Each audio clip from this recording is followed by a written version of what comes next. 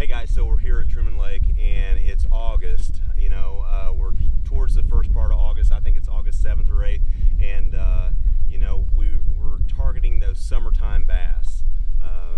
In the last week and a half, we've kind of had a little cold snap, and whenever I say cold, that's tongue-in-cheek. But the highs were only getting to the low 80s, and typically this time of year around Truman Lake and Warsaw Clinton area, I mean, it can be 110 in the shade. So we have some cooler water temperatures, and we also got a lot of rain. So the water temperatures are probably cooler than what you would see normally for this time of year. So what we're going to do is we're going to go out. We're on the lower end of the lake. We're going to try to do some structure fishing. We're kind of do some things, some techniques that you guys would like to see firsthand, because these are some of the things that work at Truman Lake in August. So let's go ahead and take a look at some of the baits and some of the rods, some of the setups that I throw, and catch these summertime bass. First of all, you're going to see I probably carry way too many rods and reels, but I like to have options. I don't like to have something and have it back at the boat storage, not have it in the boat, and then go looking for it and go, I need that rod or I need that bait. So I carry a lot of stuff with me, just on these days that we're experimenting. So the first thing I'm going to pull out is a deep crankbait, and I always put rod socks on all my rods whenever I put them in my rod locker. Whenever I get my boats from Pro's Choice Marine, my Nitro Z21s come with a great rod organizer that's already in the boat, but it doesn't hold as many rods as I need. So I always take that out. So that's what you'll see. I've got a lot of rods in there with rod socks on them. But to get back to the setup, I've got a Lew's 5-to-1 Super Duty reel. I have a Lew's LM CBR2, which is a 7'6", medium heavy action, and this is a Profound Outdoors Z-Boss 20 in citrus color, and you can tell that guy's been cranked a few miles. His bill's all chewed up. I've got the belly hook has worn on the bait, and I like to throw this on fluorocarbon, and anything between 10 and 12 is typically what I'll go with. And so that bait and that setup is really, really good. And the reason why I choose the 5-to-1, lots of guys have lots of different theories, but the 5-to-1 doesn't wear you out so much. It allows you to make long casts, you get the bait down, and then once you get it down in that target area, you can really work that bait the way that you need to, and being able to manipulate it. I can speed it up by reeling the bait faster, or I can just go ahead and slow roll it, so to speak, whenever it gets down there and it's digging, and I can wind it a couple of times, dig, and lots of times those erratic movements, that's what triggers those bass to bite this. So, that's a super cool setup. I like that 7'6" rod because it gives me a little bit more length and I can really fire it out there a long ways. My next deep crankbait for Truman Lake is a Norman DD22 that I've custom painted.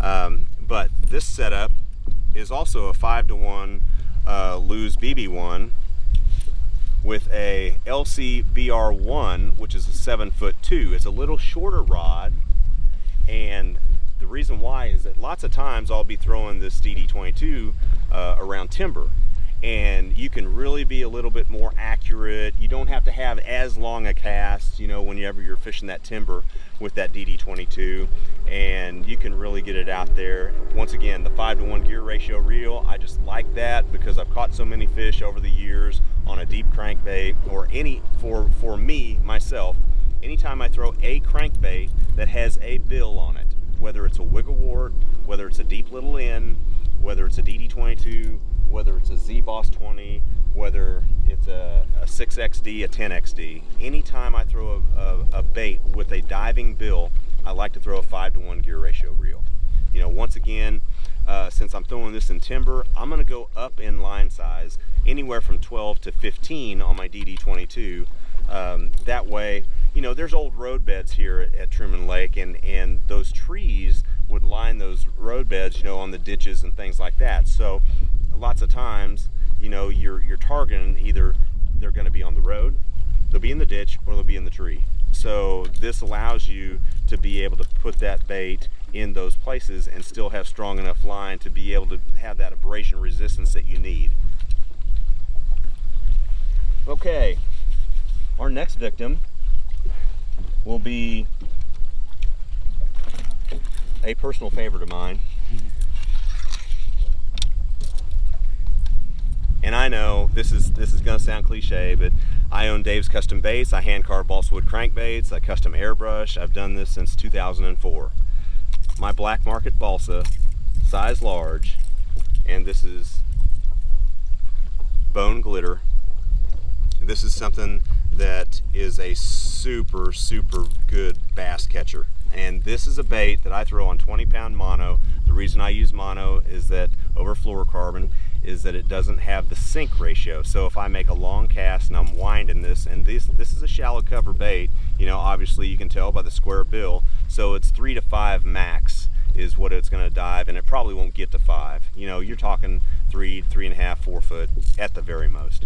But you know, you're targeting laydowns, you're targeting stumps, you're targeting rocks, you're targeting anything that's a shallow cover or a shallow piece of cover that a bass could relate to.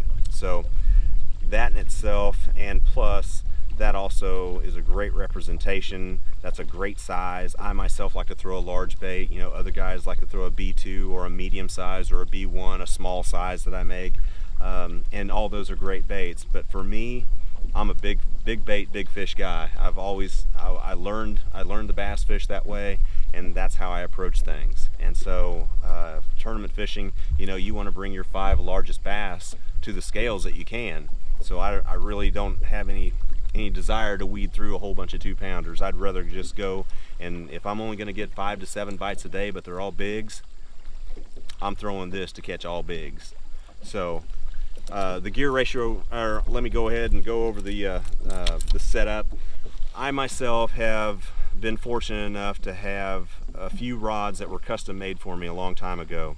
And this is a Seeker blank, which is a saltwater blank, but it is a S-glass rod. The blank number is 706 if you're wanting to have someone build this rod for you. But this is a blend. It's a hybrid between a glass and graphite type rod. This is a Lew's BB1 Pro, and this is a wider spool. I mean, that's why I like the BB1 Pro, is that it's got a wide spool on it. It really holds a lot of line. It's a 6.4 to 1 gear ratio. I like anything 6.2 to 1 or 6.4 to 1, somewhere in that for this bait. I wind it fairly fast, and you'll get to see some of that in the video. But I have guys ask me, well, why don't you throw it on a higher gear ratio reel? That way you don't have to work as hard. And for me, I've thrown it on a 6.2 to 1 gear ratio reel for so many years. I've gotten used to how the reel sounds when I'm cranking it and what the bait does. And if I try to fish a faster gear ratioed reel, I over crank the bait. So the bait may jump out of the water, or it may do crazy stuff. So this is my personal preference. This is what works for me.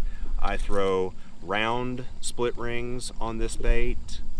Those are size number 2s. I throw Gamakatsu round bend trebles, regular round bend trebles, not short shanks. This is what works for me. I always throw a red hook on the front.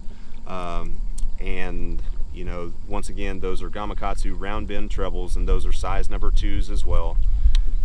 So for my large bait, that's the setup on that, and that is a bass catching dude right there. Okay, let's move on to some of the other things. I'm going to talk about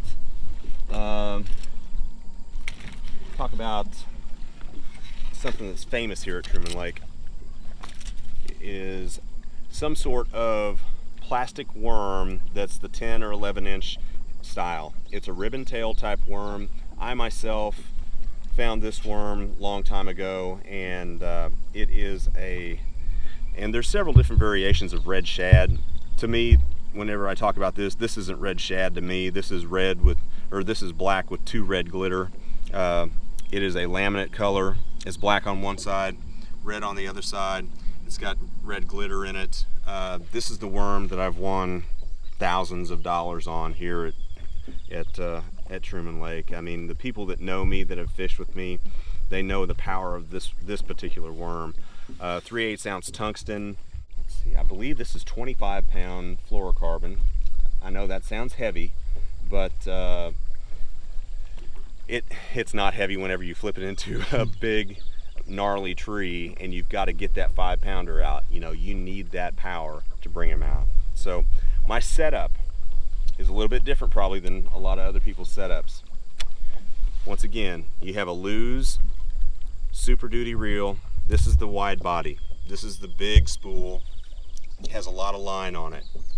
This particular reel is an 8.0 to 1 fast gear ratio because I want line recovery.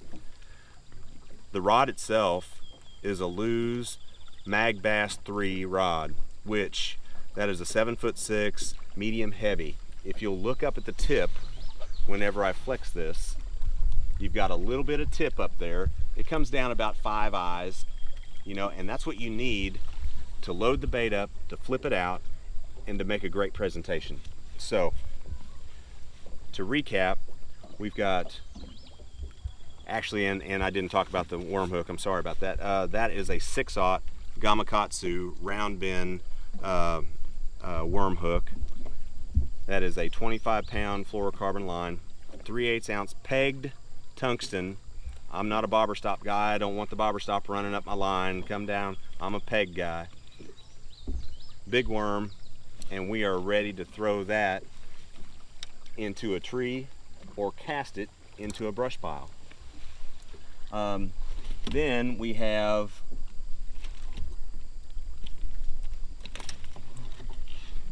what I like to throw in some of the structured places if I'm not throwing a big worm.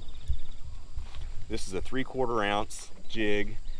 I don't necessarily throw a football jig all the time. This is kind of a flippin' style head.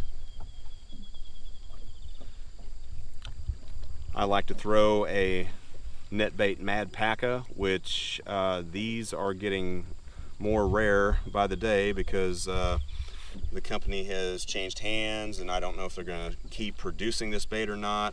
But these flappers, these appendages right here on the bait, will swim down as you pump it up off the bottom and it comes back down. It swims back down. So once again, the setup on this is a 7-foot G Loomis. It's a Mag Bass rod, which is an 845. The 5 power, which is a heavy action. And once again, we have a Lew's BB1 Pro, which is 6.2 to 1. And the fluorocarbon is typically anywhere from 15 to 20. That's what the setup is on that. And that's what we'll use on some of that offshore brush pile fishing.